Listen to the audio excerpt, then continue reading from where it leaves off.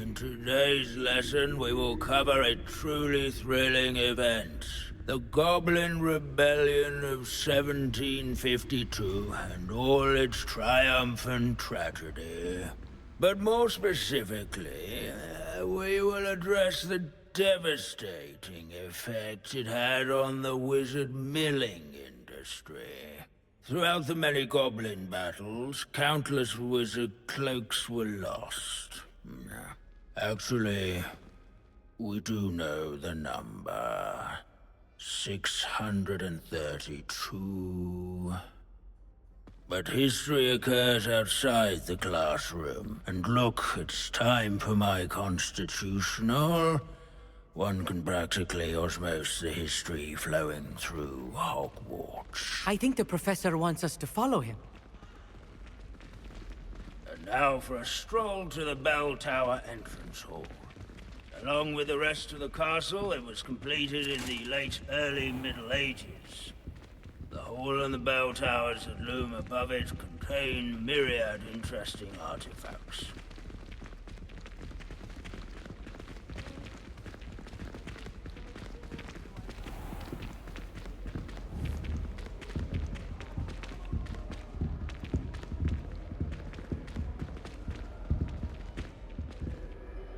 Good to see you again. Recovered from that nasty bout of dragon pox, have we?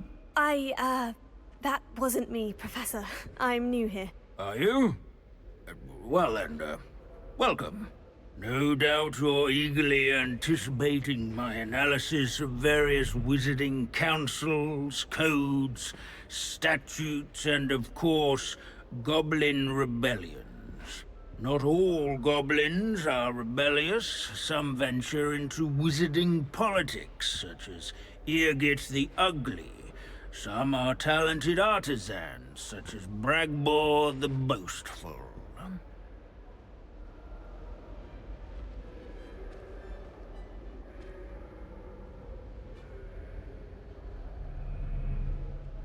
Did you say Bragbor? I know that name. Lodgok said he was an ancestor of Ranrock. Well known for his metalwork. I would imagine much of his goblin-wrought iron and silver has survived to this very day. Now, where were we? Oh yes. Back to our class topic for today. Grimbold Weft. Another notable historical figure. He's right nearby.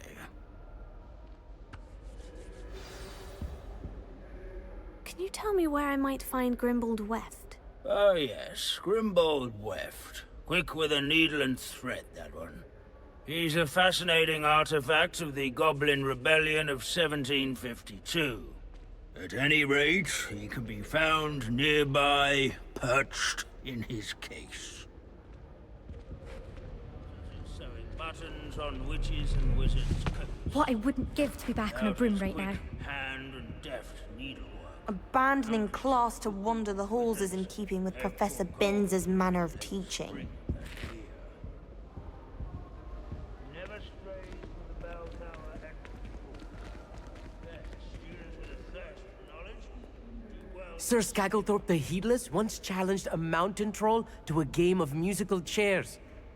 Care to guess who won? If you fail History of Magic, you're doomed to repeat it. These bits of broom are all that's left of a witch called Celine Wartnobby. Rumor has it, she was demonstrating her experimental lunar apparition charm. She was never seen again. Perhaps she succeeded. I suppose we'll never know. Leave it to Binns to make the most interesting school in the world seem dull.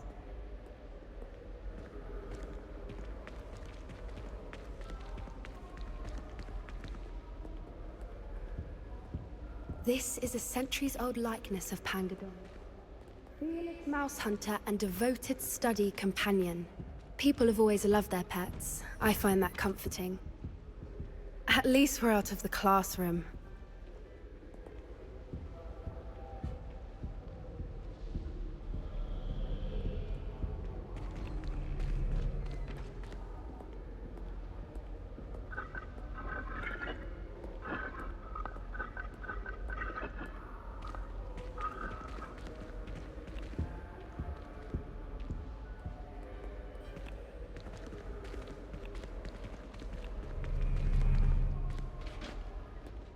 see.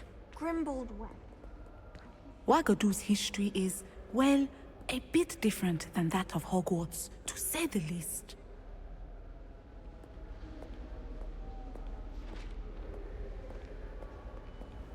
Revelio. This Grimbold Weft sounds like a helpful fellow. Not a hero of the rebellion.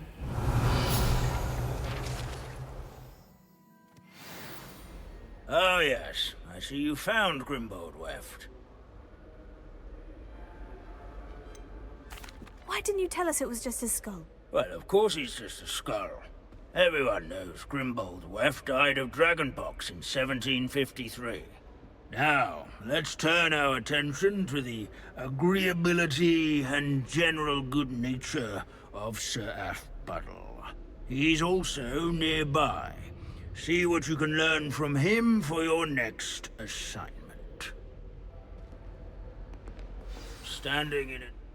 Where can I find that friendly knight you mentioned earlier? Oh yes, Sir Aphbuttle, or rather the statue of Sir Aphbuttle.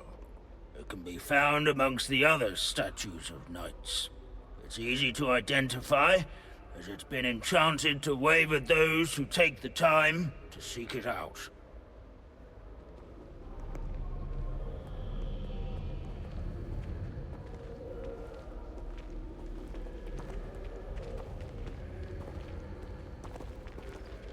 Where his warm and approachable demeanor is celebrated by old friends and newcomers alike.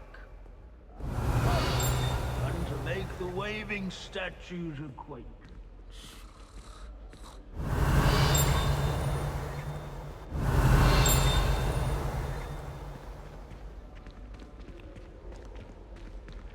Sir Aphbuttle was the friendliest knight.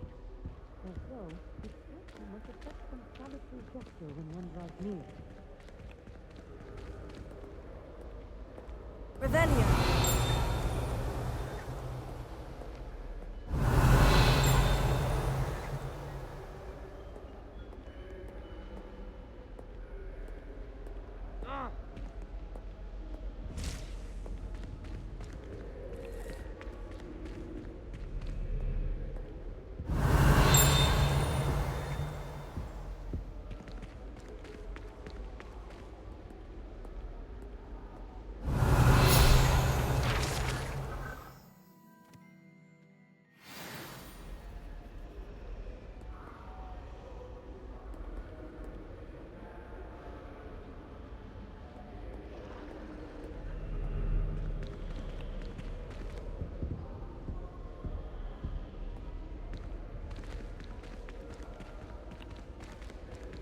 There's nothing quite so magical as history. Gus? Professor Binns, I found the statue of Sir Aphbuttle. Ah, well done. Alas, Sir Aphbuttle's affability was his undoing. Died instantly trying to befriend a basilisk. Eye contact is not always to be encouraged. So beloved was he that even some goblins mourned his passing. Of course, that did not bode well with the rest of the goblins, most of whom could not abide mourning the loss of a wizard.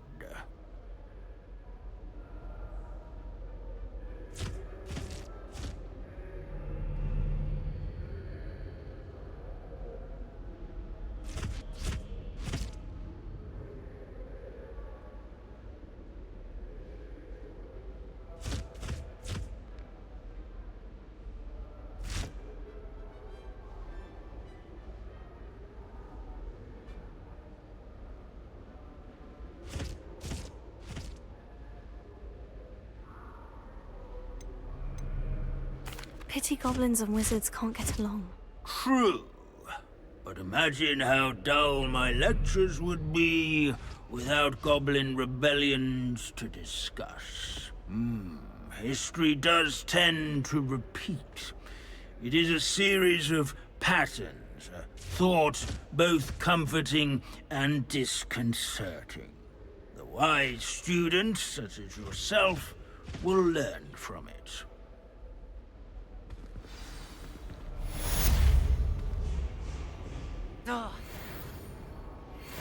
History is written by those who do their schoolwork. Or at least, I like to say that.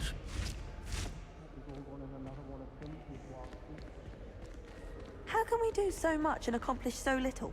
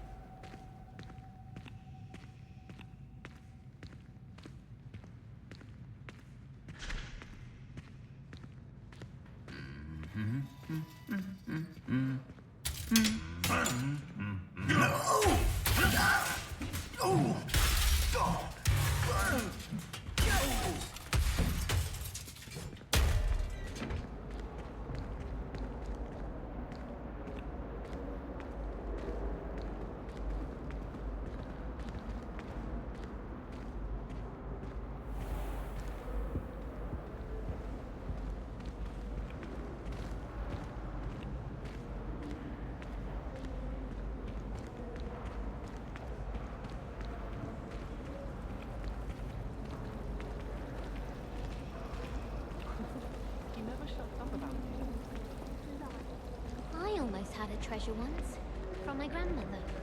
Oh, what was it? Enchanted owl.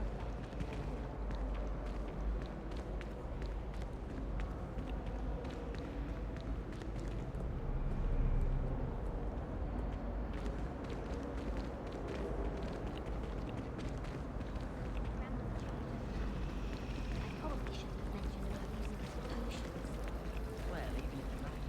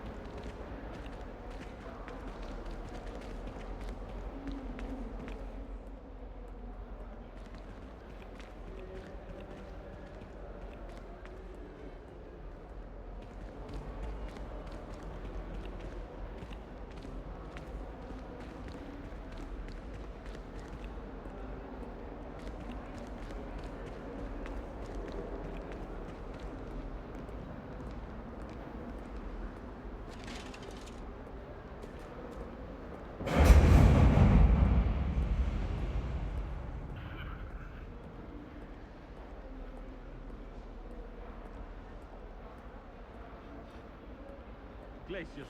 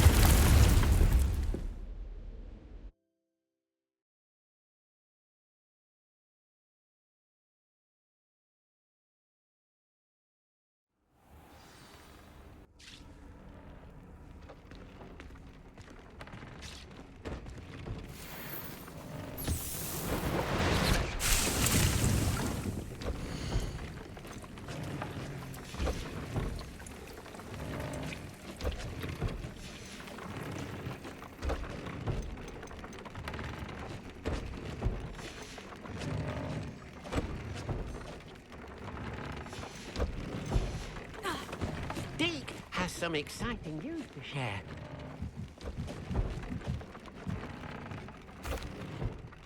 Hello, Deke. Professor Weasley said you had an idea. Indeed, Deke does.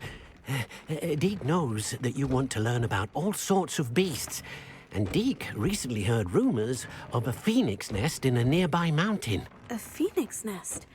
I wonder if it belongs to the phoenix Natty mentioned, the one Harlow and the poacher pack are after. Deke would not doubt it. If Deke has heard of it, surely the nasty poachers have as well, which means it could be in danger. Well, I'd better go and rescue it then, hadn't I? Deke thinks so. So majestic a beast should not fall into such vile hands. Deke is not sure why, but Deke feels that saving a phoenix might help to make amends for what happened with Deke's prior master. Deke hopes that you are able to find the phoenix and bring it to the room where it will be safe.